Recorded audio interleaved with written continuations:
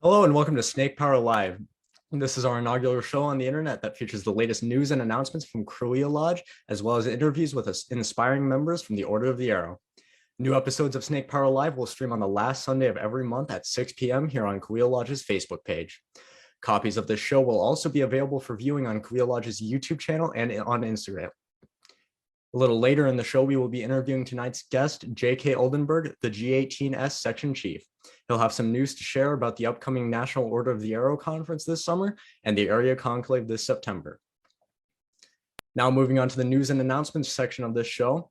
By now, many of you already know that Cahuilla Lodge banquet that was scheduled to take place on January 8th has had to be postponed due to the recent spike in the Omicron variant of COVID-19.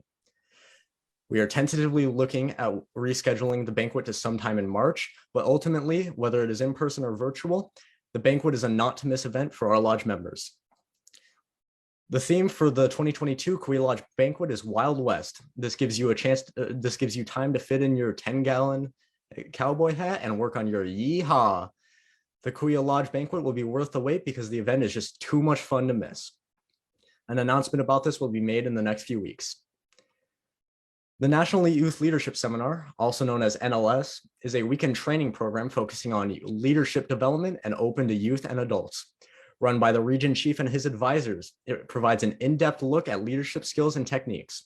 This April 1st to the 3rd, the NLS will be local at the Irvine Ranch Outdoor Education Center. So be sure to take advantage of this while it is in our own backyard.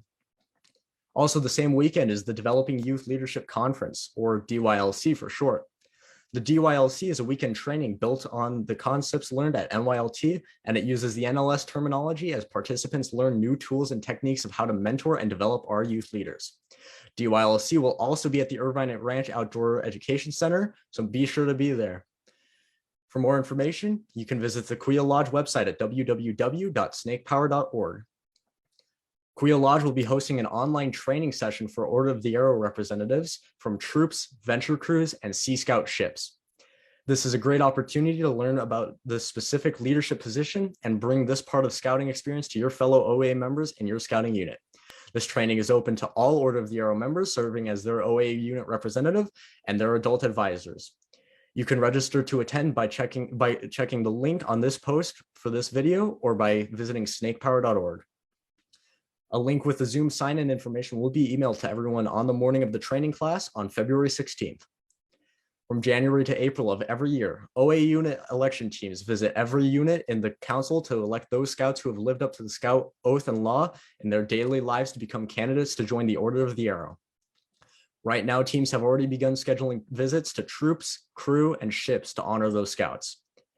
On January 22nd, Cahuilla Lodge held a virtual LLD, also called Lodge Leadership Development, to specifically train airmen on how to conduct an election. Several scouts attended the LLD to learn about the election process. If you'd like to join an election team, then contact your chapter chief or chapter advisor. During an OA unit election, the election team will typically include a camp promotion presentation. Part of this presentation is a video that is part of a series featuring individual adventures that are available to local scouts. These videos feature hiking, kayaking, whitewater rafting, and climbing. We'd like to feature our latest video on this collection on our show tonight. This newest video to our adventure library features a zip line at Betchel Scout Reservation in West Virginia. Remember, this is just one of many opportunities for an adventure made possible in the scouting program. Enjoy.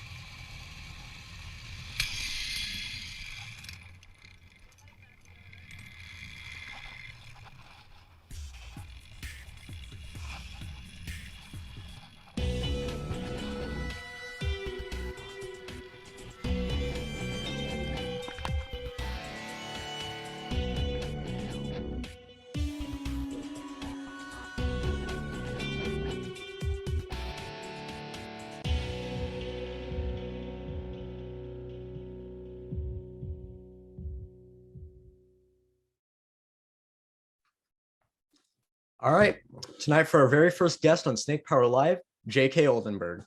J.K. Oldenburg started his scouting journey as a Wolf Cub Scout. He earned his Arrow of Light, bridged into his troop, where he learned and honed his leadership skills. These valuable skills were helpful as he traveled to the 2017 National Jamboree and 24th World Scout Jamboree. In 2020, he earned the rank of Eagle Scout. J.K. was inducted into the Order of the Arrow in 2016 and received his Vigil honor in 2019. He has served in several chapter, lodge, and section positions. Outside of scouting, J.K. is studying marine science at California State University, Monterey Bay. Everyone, I'd like to welcome to the show 2022 G18S Section Chief, J.K. Oldenburg. How are you today, J.K.? I'm doing great, Andrew. Thank you so much for having me on tonight. That's great. So we're going to ask you a few questions here. Just try to answer them the best you can.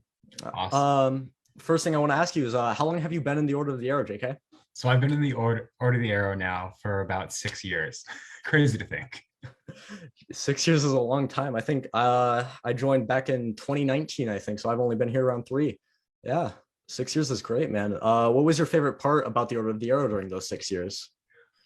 Honestly, it's the friendships that I made. I met some amazing people in my time, not even just from my own lodge, but from different lodges, Cahuilla, Pavanga, any of them. It was such an amazing time where I grew. That's great. Who do you look up to in those people? So actually, out of those, was one of my main mentors was John Aaron Bozanic, the former W4S Section Chief, but came before me. Yeah, I can totally get that. The previous third lodge vice chief for the Cahuilla Lodge, he's one of my great friends. Yeah. What made you want to join scouting in the Order of the Arrow? So maybe when I joined scouting in general was that it was just a fun thing to do with my friends. For OA wise, at first I was a Sash and Dash. Luckily, one of the adults in my troop was really active in the OA at the time. And he talked to me and he convinced my mom that, hey, this is a really great thing that he should do. And they got me to go to some meetings and I just fell in love with it after a while. About that adult, do you still, are they still in your troop? Are they still active? They are actually. They are the current Cahuilla Lodge advisor, Robert Deutsch. Oh, that's pretty great. Yeah. Later in life, do you plan on staying with the Order of the Arrow and scouting as an adult leader or a parent? I do. I'm so excited for next year, actually, when I'm old enough to be an advisor. I actually have always looked forward to being one. I truly value the mentorship I've gotten and then the ability to mentor more youth. Oh, what role are you most excited for being an advisor for? I'm not sure, actually. Whatever really my chapter will give me is what I'm excited to do. However I can help. Yeah. What chapter are you in again? So I am from Makalania chapter in Cahuilla Lodge. That's pretty great. Yeah, I think that they'll have an incredible advisor with you there. So you eagled in 2020. What was your project for that? So for my project, we had built 180 crosses for Loma Vista Memorial, which is a local cemetery near me. Those goes in the grave for the veterans on Memorial Day, as well as I built a board with the names of all the veterans that are entombed at mausoleums there. That's pretty great. What made you choose that?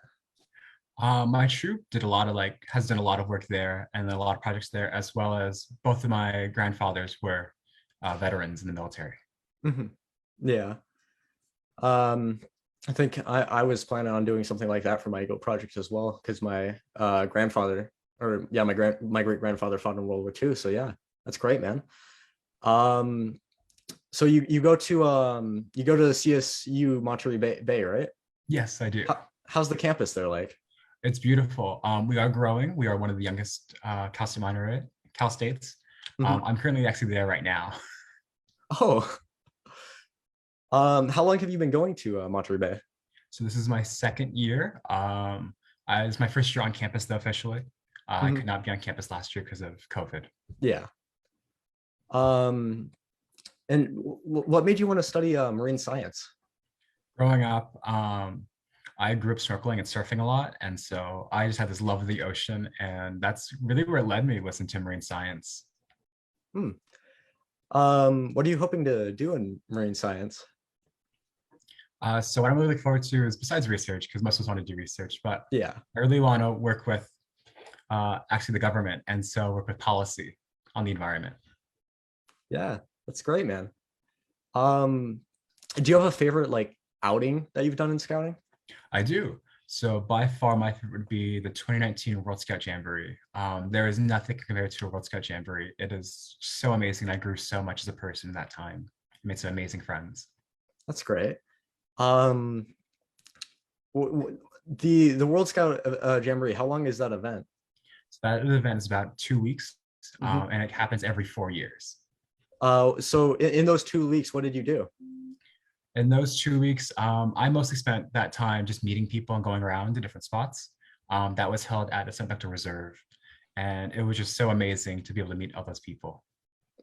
All right. I understand yesterday we had an ACT conference. How did that go? Like, what was it like for the people who are listening in? It went great. We gathered the section leadership, the lodge leadership from around the section. Together, we did presentations and we worked on action plans for the lodges to overall help the lodges themselves. We look forward and hoping to accomplish those goals this year. That's great. I understand that the section has been planning NOAC or is starting to plan NOAC for this year. Yes. Yeah, go ahead. Go ahead. So part of my job as section chief is to be on the NOAC committee. And so we are so excited to be with NOAC this year. We are at the University of Tennessee, Knoxville. It is a beautiful campus. We cannot wait to have you there. We have some amazing things planned for you there at NOAC. I hope to see you there. I'm definitely gonna be there. Yeah. Um, just what's your previous experiences with NOAC been? Of course. So in 2018, I went to NOAC since that was the first one I could go to. I had an amazing experience. I back then was just a chapter treasurer, I believe, at the time. Nothing too crazy. Wide-eyed, loved it. I learned so much there. That's great. I think I've just got a like couple last few questions to ask you here. Looks like we have one here. So, what are the plans for this year's triclave in September? And what is a triclave compared to a conclave? So this year we'll be having an aeroclave. Mhm. That will be in September. So the big difference for an aeroclave versus a conclave is that we will be having the whole area set as all of Southern California except for San Diego. So that is everything down from Bakersfield and SLO all the way to Orange County. We are so excited to have it at the Irvine Outdoor Education Center, and it's going to be an amazing time with 9 different lodges there. It's gonna be great. Yeah, it's gonna be my that's gonna be my first conclave, so it's gonna be great. Um, so outside of scouting, what has been your favorite activity? Like, what has been your best activity or trip that you've taken? So outside of scouting, I think it would definitely be so I have still a family that lives in Hawaii, and it's just I love going there. It's truly a place that I like to call home.